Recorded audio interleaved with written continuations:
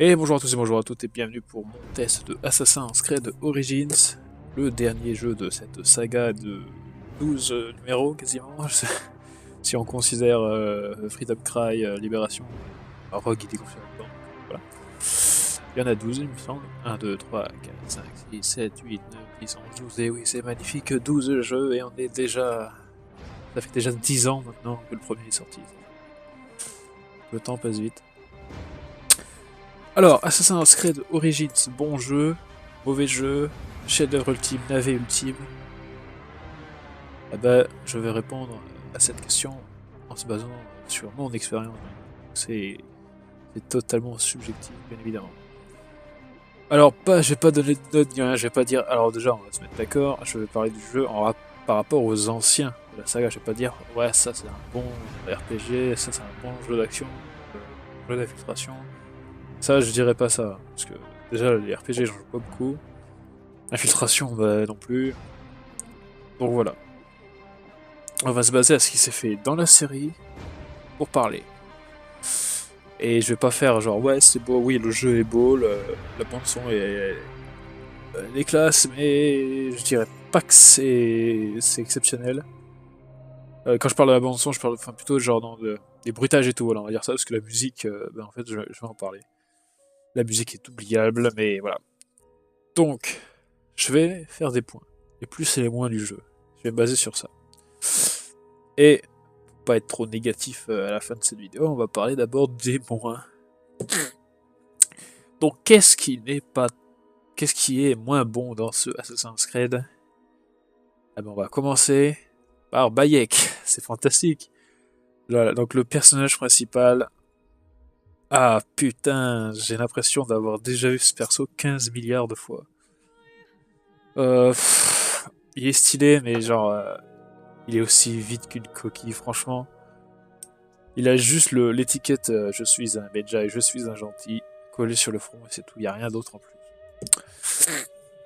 Voilà, on n'a pas ce côté genre Edward qui s'en bat les couilles des assassins, Connor qui se fait berner juste pour son peuple, ou Ezio qui veut sa vengeance, et qui au final décide de ne pas tuer Rodrigo Borgia, mais après c'est tout un combat et qui cherche sa quête de vérité. Non, bon là après ça a été fait sur plusieurs jeux, donc peut-être que dans le prochain jeu, ce que je ne pense pas, on développera Bayek, mais je pense qu'on jouera pas Bayek dans le prochain jeu. Bon bref. Donc voilà, Bayek, c'est clairement tout le long du jeu, et c'est incroyable de se dire quand même le personnage de la méta-histoire veut jouer Aya. Donc c'est fantastique, n'est-ce pas? Donc voilà, on peut jouer Aya bien sûr, mais pas suffisamment. Et à la fin du jeu, on se rend compte complètement que le personnage qui était le plus stylé, avec une histoire bien plus stylée, c'était Aya. Bon, bref. Et justement, l'histoire. Alors, si on ne prend pas en compte les histoires, les quêtes secondaires, putain, sa mère, c'est vraiment genre l'histoire d'Assassin's Creed la moins intéressante du lot, quoi. C'est une nouvelle fois une histoire de vengeance, comme depuis Assassin's Creed 2, Assassin's Creed Brotherhood, Assassin's Creed Unity. Voilà, donc Assassin's Creed 3, on va même dire. Donc, peut-être Libération, Freedom, Cry of Freedom, je sais pas, j'ai pas vraiment joué. Donc voilà, j'ai pas fini Rogue, Libération, Freedom. Donc ça, j'en parlerai pas. Après, dans Rogue, est-ce que c'est une histoire de vengeance? En quelque sorte. Mais voilà, je me prononcerai pas dessus. Donc voilà, l'histoire de vengeance, c'est vraiment quelque chose qu'on a vu 15 milliards de fois. Et pour le coup, elle aurait pu être intéressante, mais à chaque fois, genre surtout à la fin du jeu, je sais pas pourquoi Bayek ne veut pas tuer le dernier en croyant que l'esprit de son fils disparaîtra pour toujours. Justement, c'est ce qu'il veut, c'est qu'il aille dans la chambre de Roseau, et là, pour le coup, il veut pas qu'il parte, et... Voilà, c'est trop chelou, en fait. C'est trop chelou, et si on prend que les quêtes principales, franchement, si on faisait que le jeu sur les quêtes principales, le jeu durait 5 heures. Même pas. C'est vraiment, genre, s'il y avait pas si c'était un Assassin's Creed classique, sans monter de niveau, sans rien, le jeu durait 5 heures. C'est exceptionnel de voir ça. Je comprends pas. Franchement, c'est pourtant sur un jeu si grand. Enfin voilà, c'est pareil, Ubisoft. Ils soignent l'emballage, mais le contenu, bah ça suit pas. C'est encore le cas. La méta-histoire, en troisième point, qui m'a déçu. À ce rythme-là, les mecs, il fallait même pas en mettre, parce que il y a même pas la fin du jeu. Il y a même pas la fin de la méta-histoire. Alors je me doute bien que dans le prochain jeu, on va avoir cette suite, mais genre, il y a genre 3 moments dans le jeu où on va sortir de l'animus. Voilà, d'ailleurs, Captain Gogol, ce jeu se... D'ailleurs, j'ai longtemps cru que le jeu se déroulait avant le 1. Et en fait, non, ça se passe bien après US Syndicate. Quoi? Elle utilise un Animus. Je sais pas, il y a le projet Helix qui est sorti au grand public, qui permet de lire les mémoires des ancêtres, enfin commercialiser, mais dans Black Flag et tout, tu pouvais ouais, c'était modifié, enfin tu pouvais accéder même sans avoir, voilà quoi, sans être de la même génétique. Et là, eh ben non, et d'ailleurs il faut quand même du sang d'un ancêtre pour, d'ailleurs voilà, il faut du sang d'un ancêtre pour avoir ses souvenirs, donc super génial. Euh, Genre, je suis pas sûr que tu trouverais le sang d'Altaïr, quoi, vu l'état dans lequel il est. Là, c'était une momie, donc c'était de la conservation, je veux bien. Mais ça va pas marcher pour les prochains, hein, c'est pas possible. Parce que dans les anciens Assassin's Creed, c'était genre, c'est dans tes gènes à toi. Mais là, clairement, j'ai l'impression que, ben, en fait, le personnage qu'on incarne, Leila, n'a pas de lien avec Bayek et Ayash. Alors, je comprends pas pourquoi elle a besoin de sang. C'est voilà, c'est trop flou et l'animus quoi. Je sais pas pourquoi ils ont remis l'animus quoi. Ensuite, ah oui, il y avait William Miles quoi, qui arrive à la fin du jeu, d'ailleurs qui ressemble pas du tout au jeu d'avant. Je fais quoi non, attends. Bon, il est plus jeune donc ça doit se passer avant forcément. Et après j'ai lu les notes, je fais 2017, je fais quoi? Ça se passe après? Et lui il est plus jeune, comment ça se passe? Donc voilà, une fois de plus, les assassins changent de visage et rajeunissent comme les Final Fantasy. Autre point qui m'a dérangé, enfin qui m'a déçu, c'est le freerun. Encore une fois, Ubisoft, le freerun. Tout comme Black Flag en son temps, le freerun était dégueulasse. Ben là, c'est un peu particulier. Disons que dans les anciens Assassin's Creed, on avait un bouton d'action. D'ailleurs, je crois que ça s'appelle comme ça dans le 1, le bouton d'action. C'était la gâchette. Quand tu enclenchais la gâchette, tu passais à un autre mode de jeu en fait. Tu pouvais sprinter. Si tu appuyais sur A, si tu appuyais pas sur A, tu courais. Et en appuyant sur A, tu pouvais aussi grimper sur les murs. À partir de Unity, ce qu'ils ont fait, c'est qu'ils ont installé le principe de... T'enclenches le bouton d'action, si tu appuies sur A, tu montes, si tu appuies sur B, tu descends. Et si tu appuies sur rien, tu montes pas et tu descends pas. Tu restes au niveau que t'es. Ça a troublé pas mal de gens, je sais pas pourquoi, mais je considère qu'à l'heure actuelle, c'est le Assassin's Creed avec le meilleur freerun, et surtout le meilleur système de grimpette qui soit. Il l'avait un petit peu modifié dans Syndicate, c'était dégueulasse à certains moments. Et là, dans la mesure où on n'a pas besoin d'appuyer sur A pour grimper ni rien, eh bien on se retrouve dans l'incapacité de faire certains mouvements en fait. Par exemple, on ne peut plus faire comme dans les premiers Assassin's Creed, courir vers un mur et sauter vers la droite ou la gauche. Tu ne peux plus faire ça. Il me semble que quand même tu peux le faire quand même dans Unity ça, donc je ne comprends pas pourquoi. Voilà, donc ça sert à rien de faire de pamage de A parce que tu ne peux pas sauter en fait si vous voulez dans le jeu. Il n'y a pas de saut. Donc voilà, on se retrouve donc avec des mouvements encore plus moindres que Assassin's Creed 1. Félicitations les mecs, vous avez remporté la médaille d'or des mecs les plus cons de l'histoire des créateurs d'Assassin's Creed, des créations d'Assassin's Creed. Ensuite, j'ai marqué aussi l'interface. Alors, c'est pas vraiment genre l'interface c'est plutôt simpliste, mais c'est pour console, donc il n'y a pas de problème. Niveau RPG, c'est vraiment le plus simpliste qui soit, mais c'est vraiment genre en gros dans le menu il y a marqué en gros magasin. Non, je ne veux pas voir marqué magasin avec une grosse truc qui clignote pour me faire cliquer sur le magasin. Non, non, ça ne marche pas comme ça. Arrêtez. Je ne veux pas acheter davantage de choses. J'ai payé quand même cette édition collector 150 euros. Arrêtez. C'est bon, je ne veux plus rien payer. Donc voilà. Voilà, ça c'est un petit point qui m'a dérangé, mais bref. J'ai marqué aussi certains effets qui étaient pas très clairs, genre par exemple le feu, des fois c'est... certains effets de flou dynamique, cinématique, je sais pas trop, qui sont pas forcément terribles. Voilà. Des bugs, forcément. Alors, je vais vous mettre dans la description ce qui aurait dû être l'épisode 1 du Let's Play que j'ai avorté. Et à peine le jeu est sorti, que déjà c'était la florilège des bugs, putain là. Le perso qui voulait pas avancer, je pouvais pas finir la quête, le décor qui disparaît, les mecs qui se chargent pas. Le jeu a une manière très spéciale de charger ces trucs en fait. Plus tu t'éloignes, plus en fait c'est genre c'est des espèces de test render chelous qui marchent au loin, genre en 3 FPS. C'est vraiment dégueulasse et ça fait pareil dans Mario Kart par exemple. Mais là c'est caché, tu le vois pas. Là tu le vois, c'est devant toi. Et c'est exactement comme Unity, la map s'affiche à 3 mètres de toi, clairement. Ils ont toujours pas. Enfin, en fait, je pense que c'est vraiment le moteur de ce jeu qui a la ramasse.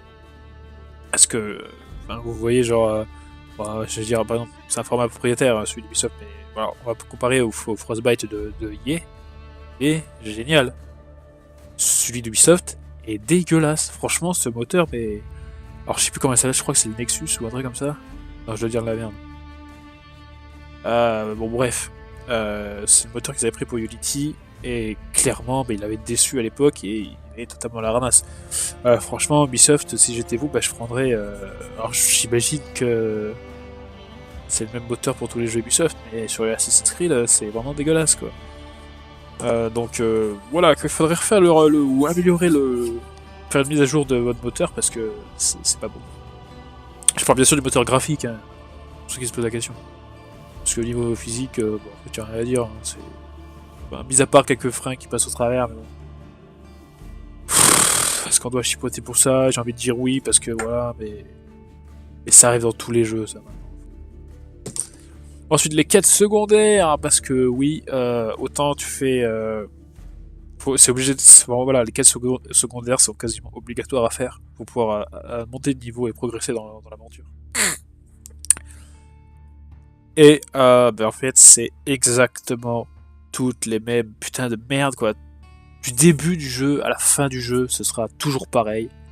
Tu vas parler à un PNJ, il va te dire putain mec, il y a un truc là-bas, il y a quelqu'un qui a disparu, il y a quelqu'un qui a essayé de me tuer ou je sais pas quoi. Tu vas aller vers la cible, tu vas utiliser enfin l'aigle pour voir où est la personne que tu dois trouver, où l'item à ramasser ou machin. Tu dois t'infiltrer, tu dois revenir en sauvant quelqu'un, en ramenant un objet, peu importe. Et tu dois reparler au PNJ qui s'est déplacé quelque part ailleurs. Et ça, c'est tout le temps. Tout le temps, tout le temps, tout le temps, tout le temps, tout le temps. T'auras pas genre. Alors, des fois, oui, bon. Des fois, t'as peut-être genre un truc genre, ouais, aide-moi à porter ça, ou genre, moi à brûler mes feuilles de paille pour les récoltes, ou je sais pas quoi. Ça arrive de temps en temps, mais c'est tellement en infériorité par rapport à ça, cette putain de phase de vas-y, tu vas un point A, tu vas un point B, tu fais une infiltration.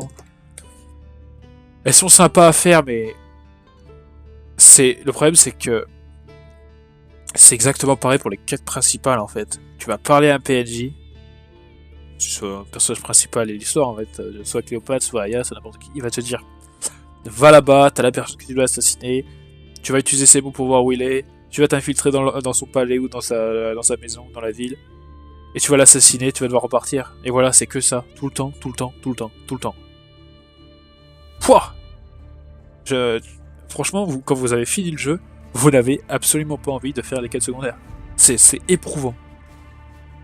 Ensuite, petit... Voilà, alors là, à la fois petit et gros défaut, je dirais, c'est la première civilisation qui est énormément présente, mais dans lequel on en a rien à foutre. C'est fantastique. Alors oui, on a bien une tenue à débloquer, on a bien des villes cachées, des artefacts... la pomme de Dead, tout simplement. Mais putain, qu'est-ce que les personnages n'en ont rien à foutre. Alors pour eux, c'est des trucs divins, ok, mais c'est tout. Vous en avez rien à foutre, pas davantage. Donc voilà, ça m'a déçu parce que putain, ça aurait été parfait pour justement davantage développer que genre. D'ailleurs, aucune nouvelle des sages qui voulaient reconstruire, des précurseurs qui voulaient construire du côté templier. On n'en a pas parlé. D'ailleurs, il n'y a aucun coup. Enfin, des fois, ouais, on entend un petit peu un templier, une séquence d'infiltration dans la caverne où on est, mais. Pas d'infiltration, pas d'assassinat, mais discret quoi, mais. D'ailleurs, les mecs qui se promènent avec des arcs en 2017. Quoi? Non? Non, putain, mais mec, même dans Assassin's Creed 2, ils se battaient avec. C'était des bâtons, genre comme dans Watch Dogs, quoi, mais putain. Ubisoft. D'ailleurs, je l'ai pas noté, je sais pas pourquoi, mais Mais on nous avait promis des boss dans le jeu. Par exemple, un gros serpent géant.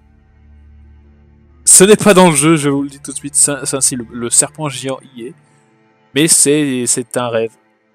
C'est pas dans le jeu, enfin c'est pas dans l'univers du jeu, c'est pas dans l'ordre du jeu. C'est un semi-boss très facile à battre. Enfin, clairement, vous soyez niveau 1, niveau 50, ça sera, enfin niveau 40, ce sera pareil. Il n'y a pas de difficulté, t'as flèche illimitée, pour vous dire même l'événement Adubis qui s'arrête aujourd'hui, le 14. Ben ça c'était vachement plus intéressant, et en parlant de boss, dans tous les Assassin's Creed, enfin, à l'exception peut-être enfin, je vais pas parler de Rogue Libération avec Cry of Freedom, Freedom Cry, il y a toujours un boss à la fin du jeu. Par exemple, dans le 1, c'est Al-Mualim, dans le 2, c'est Rodrigo Borgia, dans Brotherhood, c'est Cesare Borgia, dans Révélation, c'était la séquence chelou en parachute, là. Oh, c'était chiant comme la pluie. Mais il y avait quand même un mec masqué dans une ville, sous une grotte, là, je sais plus, ça c'était un boss, mais bon, c'est pas un boss de fin de jeu, mais il y en avait quand même un. Dans le 3, c'était vraiment genre la course-poursuite avec l'autre gars, là, qui est même notre père, on pourrait dire. Ça fait genre deux boss finaux. Dans Assassin's Creed 4, je m'en rappelle plus. Dans Unity, c'est Germain. Dans Syndicate, c'est le moustachu là. D'ailleurs, c'est exactement le même boss quasiment, donc j'étais sûr qu'ils allaient nous remettre le même boss. Parce que ça aurait été parfait, il n'y a pas de détails et tout. Il n'y a pas de boss. À la fin de ce jeu, il n'y a pas de boss. Attention, à la fin du jeu, après une séquence d'infiltration nulle à chier, ou si vous voulez pas vous faire repérer, c'est simple, vous grimpez sur le mur en face de vous, et vous longez tout le château jusqu'à la porte. Personne ne vous verra. Alors que vous escaladez quand même. Personne ne vous verra. Et, spoiler, vous allez appuyer sur Y. Voilà. Et ce sera la fin du jeu. Il n'y a pas de boss dans Assassin's Creed Origins. C'est fantastique. Du moins dans la quête principale, j'entends. Il y a une espèce de sous-boss, un éléphant, mais c'est tellement facile que je ne vais pas considérer ça comme un boss. D'ailleurs, à la fin du jeu, donc le post-game, je vais en arriver là. Le post-game, c'est putain de feignasse, quoi. J'en reviens pas, quoi. Assassin's Creed, quoi. Tu joues à rêver. Ouais, même Revolution, mais surtout Brotherhood. À chaque fois, je prends Brotherhood comme exemple parce que c'est le plus complet à mes yeux. Bah, t'avais Rome à reconstruire, t'avais les quêtes marchandes, t'avais tous les marchands à refaire, toutes les pièces d'architecture à acquérir, les armures à faire, les tutoriels à faire. Enfin, c'est des défis. Il y en avait des choses à faire, et là, en post-game, t'as finir tes quêtes secondaires. T'avais des collectibles aussi dans les anciens. Genre des plumes, des drapeaux, ce que tu veux. Finir la map. Là, t'as pas ça. Tu rentres dans une zone, t'as la map entière qui est dévoilée. Du coup, ouais, voilà, il vous restera quelques zones, et c'est des déserts, il y a rien à regarder, il y a rien à voir. Enfin, si t'as genre le désert au sud, t'as une ville des précurseurs, mais d'ailleurs qui est la plus belle, mais voilà quoi, et t'as quelques éléphants qui se promènent, enfin qui sont dans des arènes construites par les Romains. J'ai le nez bouché, pardon. Et c'est tout. Il y a que ça. T'as bien la tenue d'Issou à récupérer, mais genre c'est. Franchement, vous allez mettre 3 heures maximum, quoi. C'est tout. Les éléphants, vous allez peut-être galérer parce que voilà, quand même, il faudra être niveau 40 parce que je suis niveau 38, j'ai pas réussi à buter le premier éléphant. Donc voilà, il faudra. Ça vous oblige à faire les quêtes secondaires, putain de merde. Mais voilà quoi. Heureusement qu'ils nous ont mis le truc d'Adupis là, qui est niveau 40, mais qui est facile quand même parce que en fait, c'est juste un pattern à apprendre. Après, il y a quelques ennemis qui arrivent, mais ils ont pas de bouclier, donc du coup, c'est facile à niquer. Et ouais, bon, j'avais mis César aussi en déception. Parce que, bah. Putain, quoi, c'est César et j'ai l'impression. Le mec, il arrive à la fin du jeu. Et clairement, aussi vite il est arrivé, aussi vite il est reparti, quoi. Bah d'ailleurs, c'est marrant, j'ai parlé à la fois de ce que du dernier point, mais en avance. Et ensuite, le dernier point qui m'a déçu, c'est le credo des assassins. Qui, ici, on trouve son origine, mais ça pète pas très loin, quoi. Et au final, bah en fait, il n'y a pas vraiment de credo en fait. On parle de credo, mais genre, c'est jamais expliqué. Genre, si à la fin on dit ouais, il faudra rester dans l'ombre, mais pourquoi? Alors que les mecs ils ont constamment tabassé tout le monde en pleine rue comme des chiens, et ça n'a jamais posé de problème. Pourquoi là d'un coup ils disent ouais, faut rester dans l'ombre et tout, faut rester caché? Bah non, je sais pas, les mecs ils ont quand même un gros symbole d'assassin sur leur bâtiment. Même si sur le toit c'est sur un bâtiment. Vous savez ce que ça veut dire discrétion, au moins. Donc voilà. Et surtout, putain. Euh... Attends, il y avait. Bah, rien n'est vrai, tout est permis. Ça a été retourné, mais genre, hein. Je crois que c'est genre, ils ont dit genre un truc genre rien n'est vrai, mais tout est autorisé ou une connerie comme ça. Mais putain, mais j'ai chié par terre quoi. Putain, c'est la phrase emblématique des jeux de la saga et vous l'avez foiré. Oh putain, bon bref. Maintenant, on va parler des points positifs, quand même, parce qu'il y en a beaucoup. Comme il y a beaucoup de points négatifs, mais voilà. En premier, c'est bien sûr Aya. Alors, autant j'aime pas les phases en bateau dans Black Flag, autant dans celui-là, j'ai plutôt kiffé, c'était intéressant. C'était rapide, voilà. Rapide, très arcade. Voilà, ça. Et au moins, tu sortais de la routine de Bayek. Il y en a pas beaucoup, il y en a deux. Enfin, il y en a que deux, et il y en a une troisième en DLC pour les précommandes ou je sais pas quoi.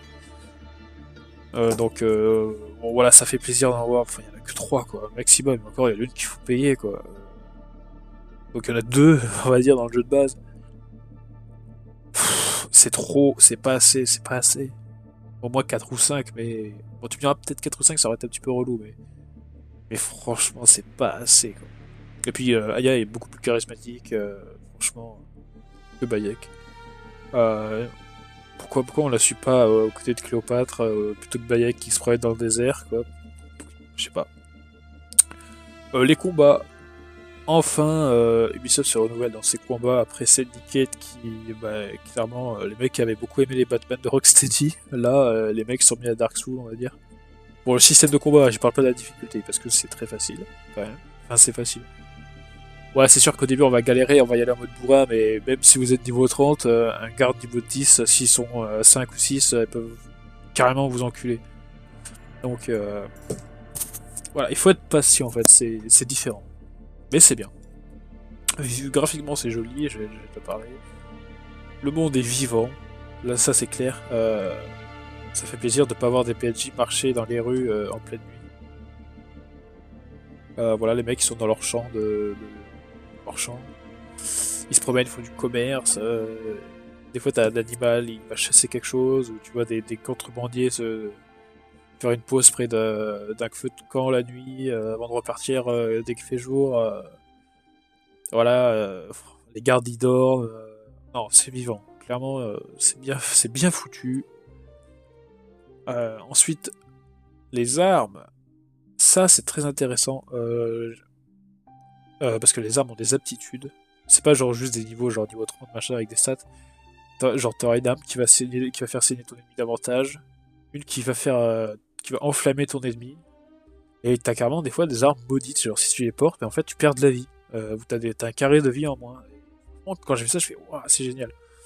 Pareil pour les arcs, t'as vraiment genre plusieurs types d'arcs. Même en fait, plusieurs types d'armes principales en fait. Qui jouent différemment. Tu peux en porter deux avec des compétences et tout. D'ailleurs, l'arme de compétences, ça c'est voilà enfin un vrai arme de compétences. Il y avait déjà ça dans Unity et Syndicate. Et là, c'est vraiment plus profond. Ne serait-ce que j'ai pas compris au début comment passer le temps. Et en fait, c'est une aptitude. Voilà. Et ça, c'est un truc qui est très intéressant. C'est qu'il y a trois classes chasseur, en gros archer, bastonneur et mec James Bond quoi, pour l'infiltration. Avec des gadgets et tout, genre des fumigènes, des poisons, ce que tu veux.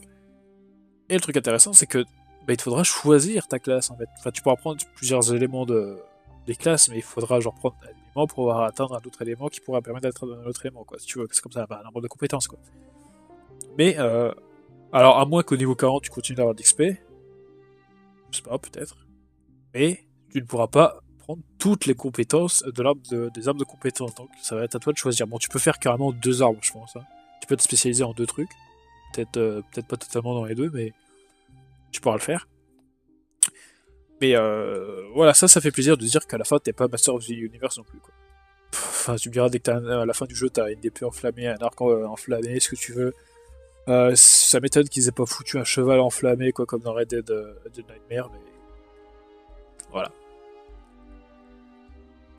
Ensuite, le level des ennemis, ça c'est sympa. Pourquoi c'est sympa? Bah, si tu fais pas les quêtes secondaires, bah, forcément le jeu va être beaucoup plus dur. C'est ça qui est intéressant. Je vous conseille sincèrement d'avoir 2 voire 3 niveaux en dessous pour vraiment en chier. Parce que voilà, il suffit juste de 2-3 niveaux pour être vraiment dans la merde. Parce que les gardes ils vous captent à 50 km, sauf quand vous grimpez les murs, je sais pas pourquoi, au dernier niveau, ils sont teubés au niveau 1. Mais franchement, ils vous voient super loin, super vite. Genre, t'as pas le temps de te cacher. Hein. Si t'as pas la compétence jeter un. Tuer quelqu'un à distance ou un putain d'arc et que t'as pas des réflexes assez costauds, t'es foutu. Hein. Et les mecs, ils te coursent. Hein. Là, ils grimpent sur les murs, ces bâtards. Et ils vont. Je te dis pas, s'ils appellent la cavalerie, là, t'en chies. Hein. Alors, astuce, le cheval. Le cheval, c'est trop génial. Ben là, oui, avec. Vous avez un cheval, vous êtes invincible, en fait. Du moment que. Même si un mec a un cheval à côté, vous êtes quasiment invincible. Mais voilà, franchement, le leveling des ennemis c'est sympa. Même pas que des ennemis, enfin de tous les animaux. Enfin, c'est souvent des ennemis les animaux, mais voilà quoi. Enfin, c'est que des ennemis en fait. Enfin, sauf les gazelles, mais elles ont pas de niveau.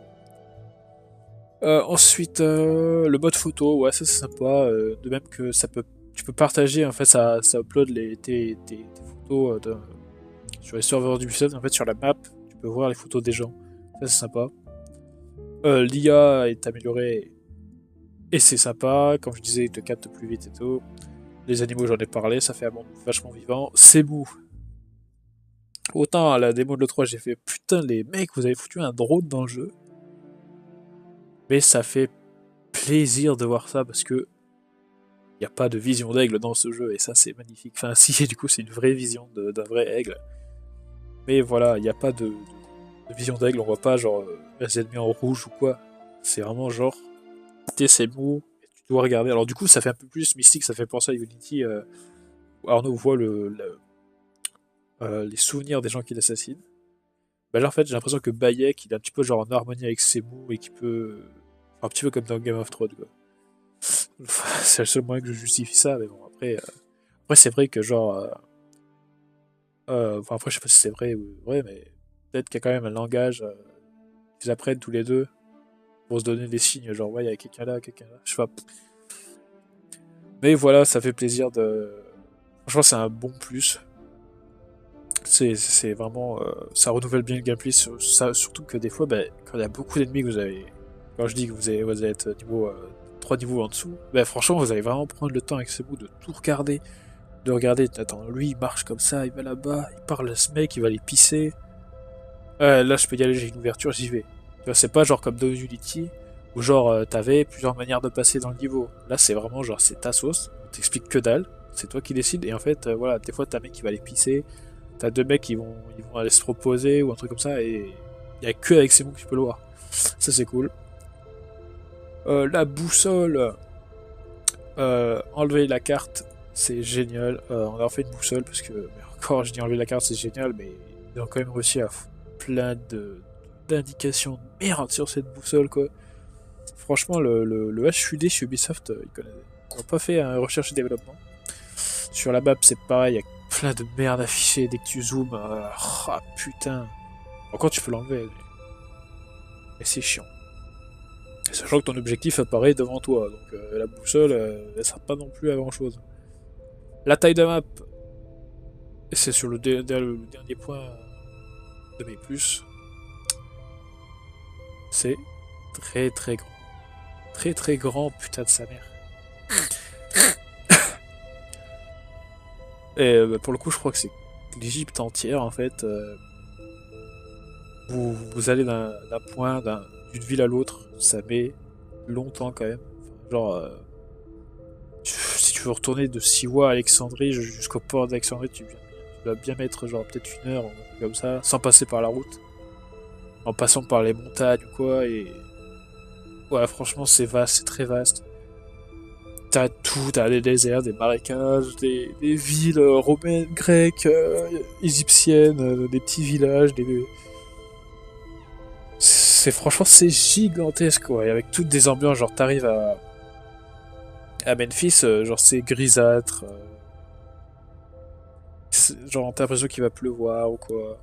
C'est ouais franchement c'est vaste, c'est dans le désert tu peux avoir des hallucinations, enfin des mirages, ça c'est sympa. Genre j'ai vu un poisson tomber, bon les pluies de comètes, je pense que tout le monde l'a vu, mais genre à un moment j'étais sur mon cheval dans le désert et il y a un mec qui était derrière moi sur le cheval et ça m'a fait flipper parce qu'il a apparu comme ça d'un coup quoi.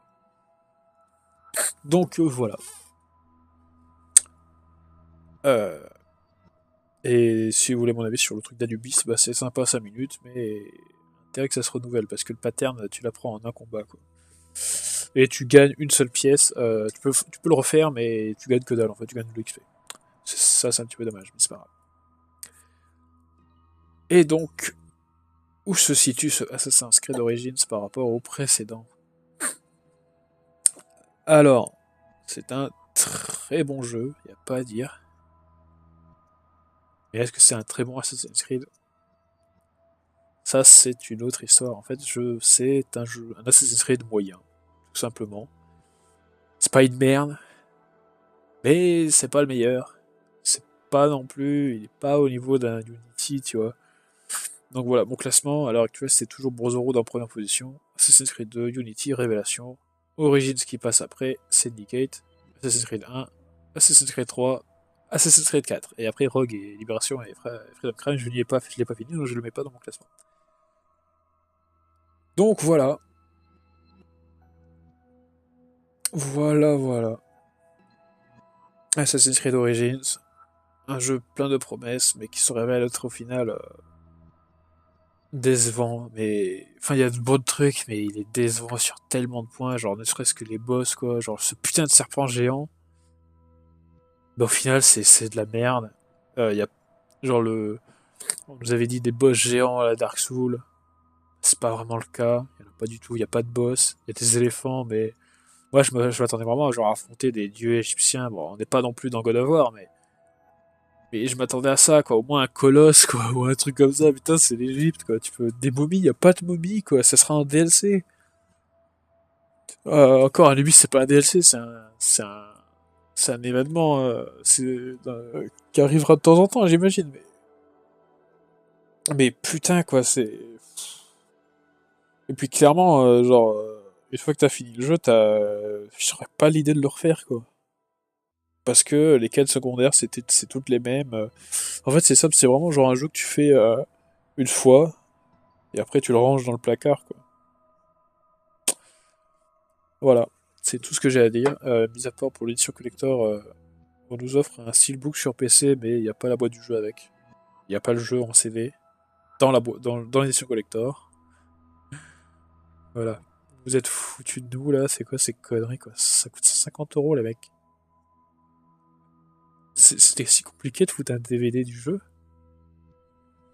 Et je conclurai ce test sur ce petit point qui m'a attristé lors de l'ouverture de l'édition collector.